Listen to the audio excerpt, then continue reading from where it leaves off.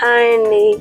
సమ్మర్లో పెరుగు తినడం వల్ల బోలెడు ప్రయోజనాలు కలుగుతాయని మనందరికీ తెలుసు.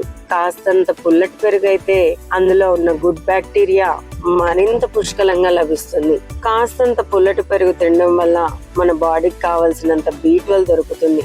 పుల్లటి పెరుగా నా వల్ల కాదు అనే వాళ్ళ కోసం చిన్న టిప్స్ చెప్పనా?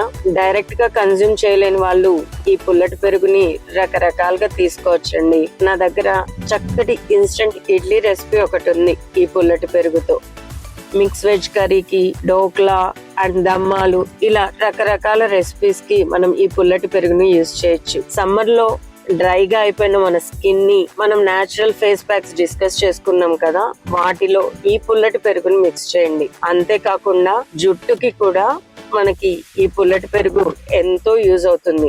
పెరుగు పుల్లగా అయిపోయిందని వరి అవ్వకుండా దాన్ని ఎలా వాడుకోవాలో మనం ఇవాల్టి నుంచి ఫోకస్ చేద్దాం.